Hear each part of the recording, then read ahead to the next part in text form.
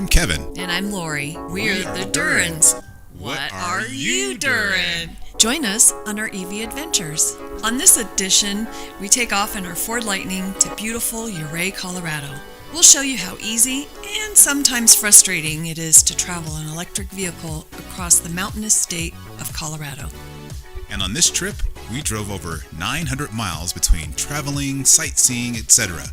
So here's our story.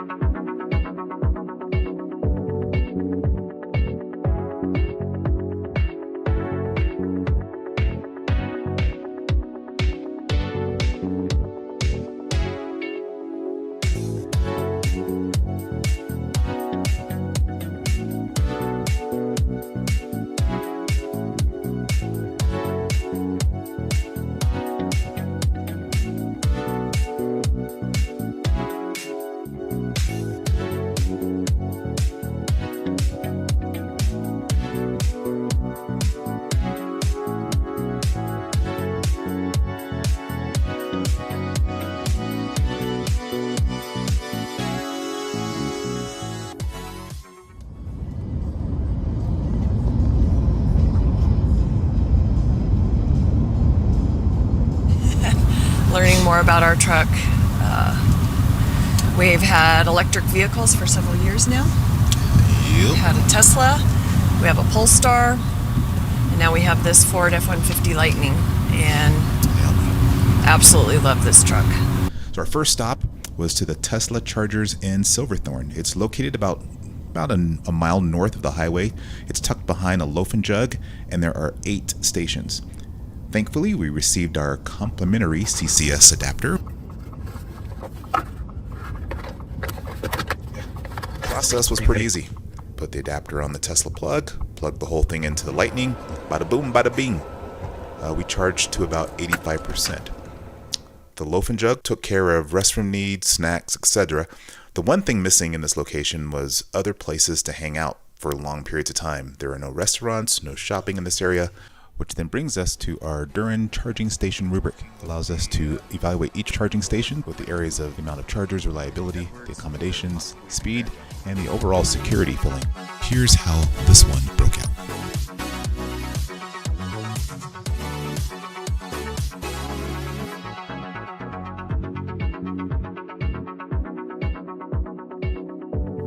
Heading into Grand Junction for our next charge. That was a completely different experience. But yes, I would definitely pick this truck. It's roomy, it's got that speed, it's got the space that we need. We looked at the Rivian, and the back seat just wasn't big enough to have our granddaughter's car seat, and we were hoping that we would have another grandchild relatively soon, and so there wouldn't have been enough room for 2 car seats. With the Rivian, you have to move your driver and passenger seat up too much. At least that's what we found was the case. The EA chargers are located about 9 miles away from the highway. Upon finding Sam's Club, we found 4 chargers, 3 that were working. Overall, I think it would be a good place to charge if the chargers were consistent and working. There's also restaurants across the street, there's a Lowe's, there's a Hobby Lobby, there's several places to hang out for long periods of time.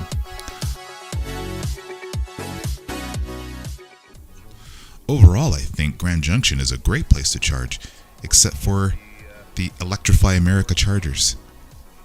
Here are the scores.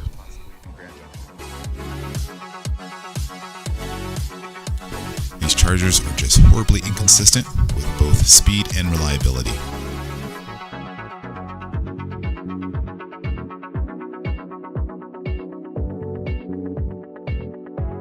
All right, we are in Grand Junction, and we just stopped at was it Electrify America?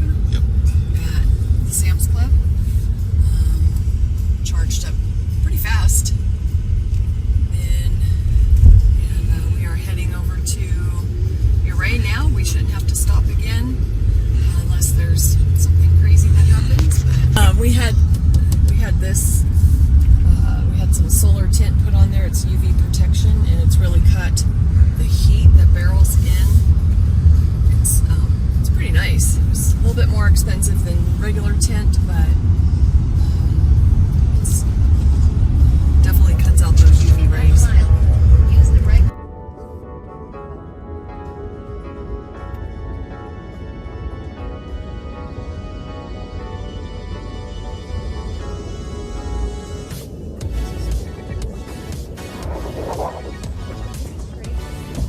There's only one main road in Uray, and off that road is a charge point charger right at the hot springs in Uray, Colorado. They're all open, and let's see, this one says it's 125 kilowatts.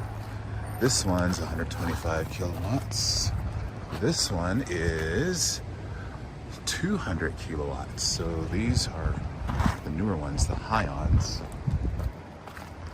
This one only says 125, but if it's only 125, you've only been getting about 120. Anyway, so let's see what happens.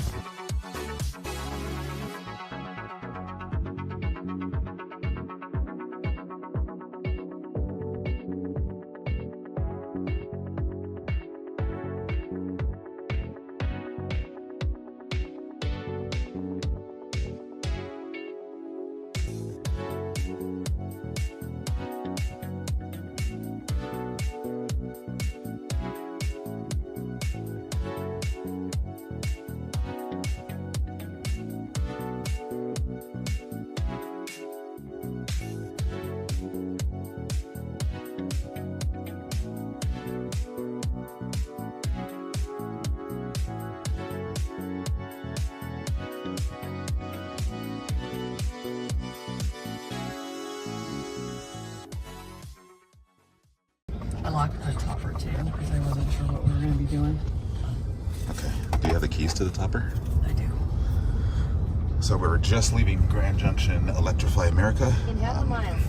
Turn right on. And we are now heading towards Parachute, Colorado for the Tesla charger because Electrify America was charging at 32 kilowatts. That was the 150 kilowatt charger. The 350s, the two 350s were being used, and the other, I think it was a 200 or 150 kilowatt charger, was out of order. So that is Electrify America. That's charging without Tesla. We're still trying to figure out within our Ford F-150 how to navigate around outside of our local area, but as we do, realizing that having Tesla chargers are a game changer. Having an option with Tesla chargers, and it says in Parachute that there are 12 stalls, 11 available, where with Electrify America there were 4 stalls, 1 not working and 3 being used, and a line starting. yeah, there's a line of cars that's waiting to charge. I wish we would have pulled our cameras out earlier just so you can show you just the different. Yeah, people were waiting in line and trying to jockey around. There was an Audi waiting, and then was it an ID4? Yeah. Waiting. Yep. Volkswagen. Yep. And they were kind of jockeying for the position that we pulled out of, but let them sort it out. Having an F-150, we have an option. Yeah. Now we have the options that Teslas have, is that we could go and wait for the lines to go down or wait for the chargers to come up, or we can go to a Tesla charger and have a much better experience right out of the box. Thank you, Ford, for the adapter just in the nick of time too. Miles of range, and we only have 38 miles to go, so we should be in great shape. All right, here we go.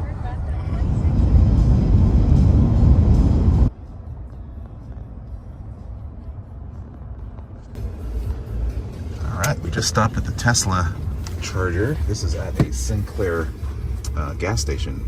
So they even have windshield wiper stick and fluid stuff and a tree for shade. One of my biggest complaints is there's never shade when it comes to charging. All right, so we're gonna get out and see if we can get charged up here. All right, about 50%. Here? That sounds solid. That sounds solid. It's spinning. Wow. There we go. That was a fast connect. Just got to be careful taking it out because first time in I dropped it like a dodo bird. It's just so slippery. Yeah. Just let me get the Cybertruck. I don't want to fanboy over it, but this is only the second time I've seen it in the wild. And I thought it was coming here.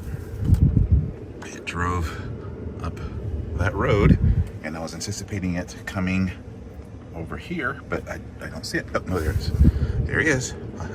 Got him. Got him. We're at 86%.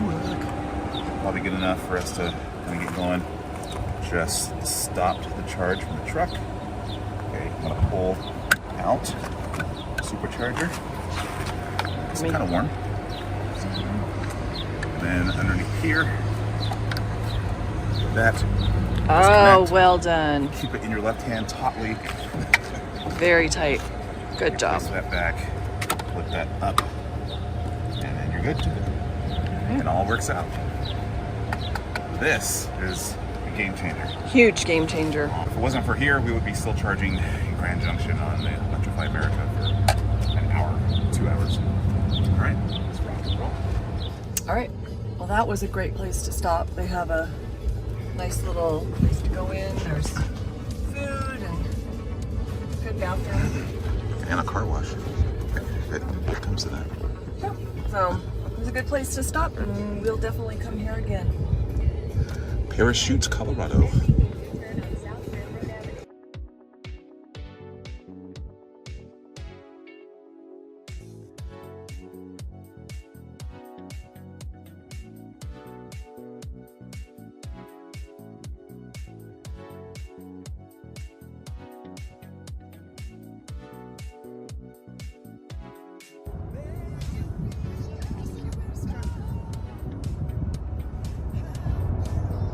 So that was our trip from home to Ouray.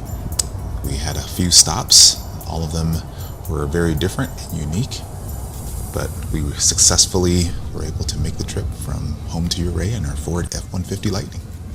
Yeah, it was a great trip. On the way out, I was a little concerned because we had to stop on I-70 so many times, and I thought, oh gosh, what's this going to do to our range?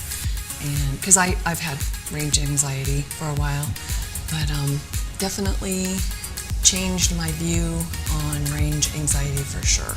Yeah. Silverthorne was a good first test for the Tesla charger. When we got to Grand Junction was a good wake-up call to how bad things can be with non-Tesla chargers. Going into Ouray, they have one area to charge, but that's really all you need. Right, because it's a good location. There's not a lot of electric vehicles there in Ouray. That's what we were doing. So what are you doing? Come back next time with an even longer trip.